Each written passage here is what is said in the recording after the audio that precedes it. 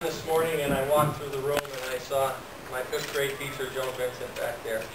And she said, "Who would have thought?" What a way to start the day. Good morning, Madam Clerk, Council President Boucher, Vice President Blackmer, distinguished city councilors, school committee members, Deacon Moulton and Father King, Representative Bowes and Sheriff Massimiano, Clarksburg County Administrator Canales, Adams Selectman Dean, Savoy Selectman Casella, family members, city employees, and to all out there in the hallway, good morning and welcome. If you think you got the cheat sheets out in the hallway, by the way, you actually have the luxury of walking out on this speech without being noticed, so good for you.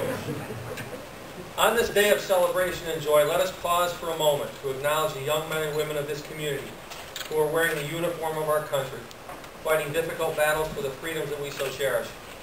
Let these heroes returning from Iraq and Afghanistan and those leaving and their families know that the city of North Adams cherishes its veterans, and we will not forget the sacrifices they have made.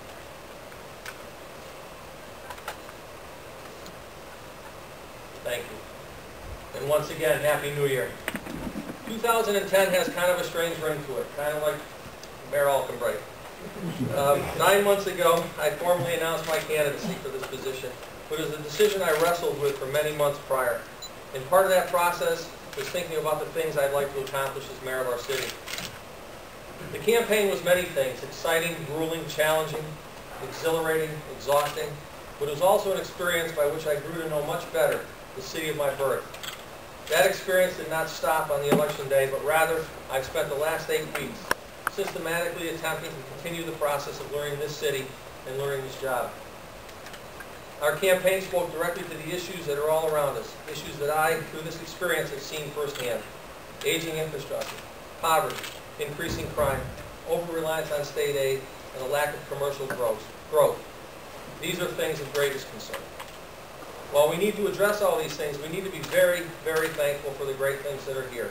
A growing and vibrant arts and tourist economy fueled by mass movement.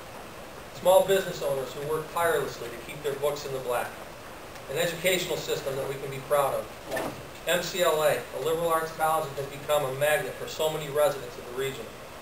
North Adams Regional Hospital that provides our Northern Berkshire region with wonderful medical services. And so many creative, energetic people who are proud to call North Adams their home.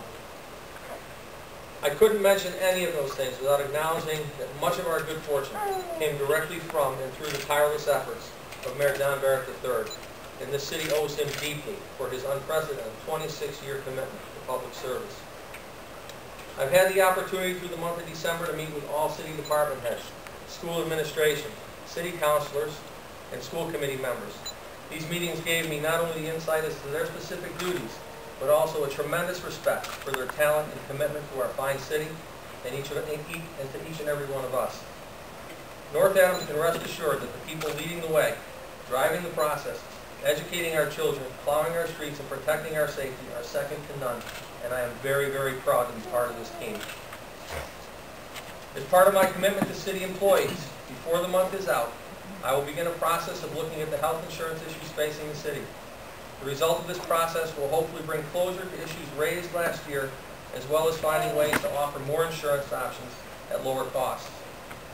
Our city council brings a wide array of life experience to their jobs, and I intend to tap their energy and expertise.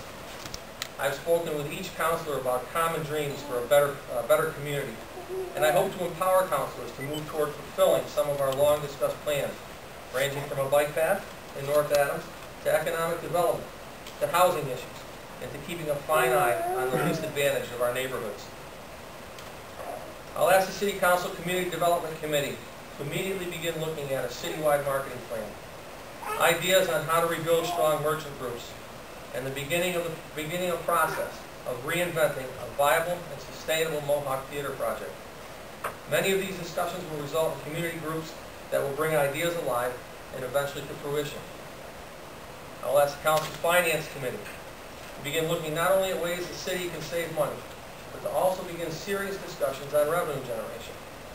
I'll ask that they meet with public service department heads to discuss the very real problems of aging infrastructure in our city, and in conjunction with my office begin to craft a plan for much needed growth and repairs.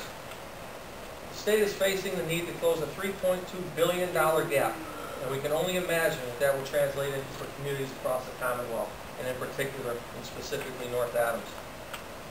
With that said, the Council's Finance Committee will work closely with me as well as the city's finance team as we move toward the fiscal year 2011 budget process, one that promises to be one of the toughest in the history of the Commonwealth and this city, and one that promises to be fully transparent to the citizens of North Adams. I'll ask our Public Safety Committee to meet with the Commissioner and Directors of Police and Fire to find ways to maximize our resources, and through our state and federal leaders, find money to ensure that staffing levels are adequate, that our forces receive training they need to keep themselves and our community safe. I would like to be able to put police back into our neighborhood substations, and I would love to see cops on bikes back in North Adams again.